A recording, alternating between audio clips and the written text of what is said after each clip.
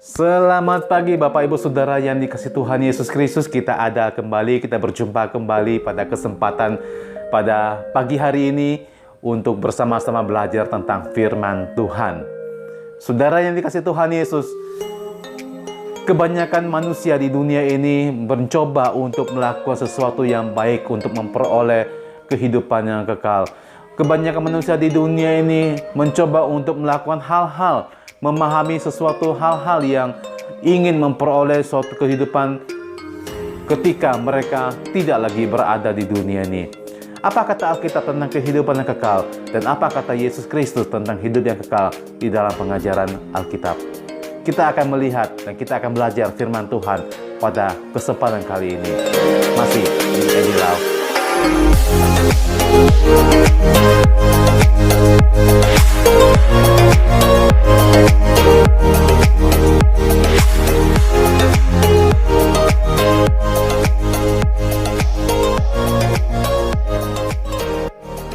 Saudara yang dikasihi Tuhan Yesus, kita akan melihat renungan firman Tuhan pada saat ini. Sebelumnya kita juga akan membaca firman Tuhan yang akan membawa kita kepada renungan Jelajah Alkitab seri yang ke-322 ini.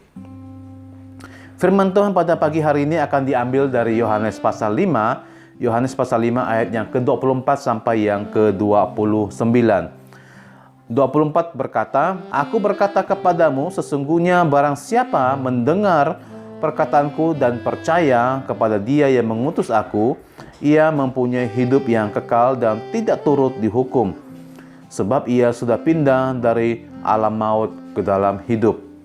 Aku berkata kepadamu, sesungguhnya saatnya akan tiba dan sudah tiba, bahwa orang-orang mati akan mendengar suara Anak Allah, dan mereka yang mendengarnya akan hidup.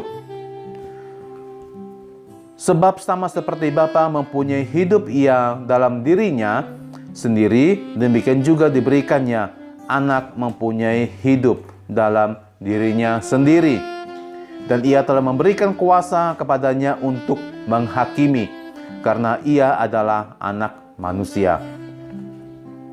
Janganlah kamu heran akan hal itu, sebab saatnya akan tiba bahwa semua orang yang di dalam kuburan akan mendengar suaranya, dan mereka yang telah berbuat baik akan keluar dan bangkit untuk hidup yang kekal. Tetapi mereka yang telah berbuat jahat akan bangkit untuk dihukum."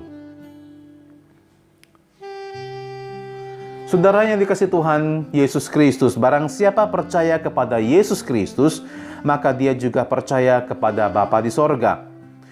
Orang-orang yang percaya kepada Yesus Kristus akan mempunyai hidup yang kekal dan tidak akan masuk ke dalam penghukuman kekal. Orang-orang yang percaya kepada Yesus Kristus sudah dipindahkan dari dalam maut ke dalam hidup yang kekal. Orang-orang Yahudi percaya bahwa Yesus Kristus adalah juru selamat yang diutus oleh Bapa untuk memenuhi janji Adam kepada Hawa, kepada Abraham, kepada Musa, kepada Daud. Maka hari ini kita percaya bahwa juru selamat yang sudah datang dan sudah dihukumkan di atas kayu salib menggantikan kita menanggung hukuman dosa kita. Yesus melanjutkan pengajarannya bahwa saatnya akan tiba dan sudah tiba bahwa orang-orang yang sudah mati sebelum zaman itu akan mendengar suara Anak Allah, dan mereka mendengarnya akan hidup. Dari ayat ini sepertinya kita melihat bahwa orang-orang perjanjian lama yang sudah meninggal, yang percaya akan datangnya juru selamat, akan dikumpulkan di satu tempat dan mereka tidak langsung menuju ke sorga.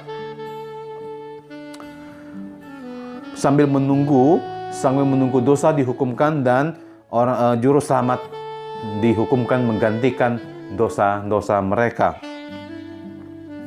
Orang-orang perjanjian lama yang melakukan ibadah simbolik dengan cara menyembelih korban di atas mezbah, maka merekalah yang percaya akan janji datangnya Sang Juru Selamat.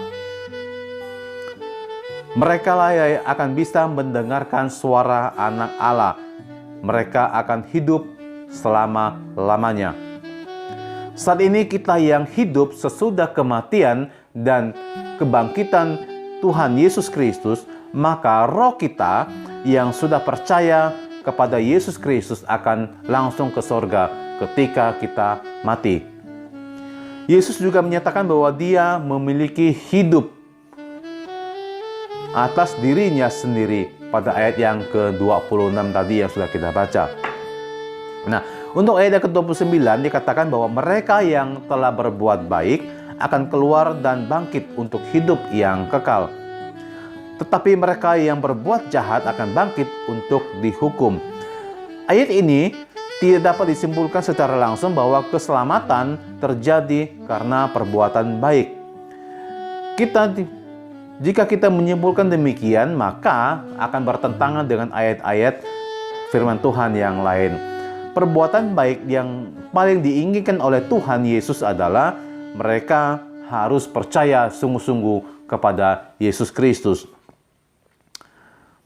Itu pun sebenarnya bukan perbuatan baik, tetapi itu adalah jawaban kasih Tuhan kepada manusia. Jika manusia sudah sungguh-sungguh percaya kepada Tuhan, maka perbuatan baik orang akan mengikutinya di dalam kehidupannya.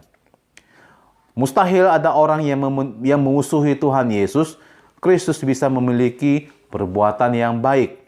Mustahil bagi orang-orang yang tidak percaya kepada Yesus Kristus memiliki perbuatan yang benar. Bahkan kita sendiri pun sebenarnya tidak boleh memusuhi sesama kita. Ada orang-orang berbuat kejahatan dengan bersamaan dengan itu bisa berpikir bahwa apa yang dilakukannya bisa masuk surga. Nah, surga seperti apa yang diinginkan, yang diharapkan orang tersebut ketika dia berbuat jahat kemudian bisa masuk surga itu? Jika hal-hal tersebut benar terjadi, surga seperti apakah yang sebenarnya yang ada di pikiran orang tersebut? Percaya kepada Yesus Kristus dan berbuat baik adalah satu paket.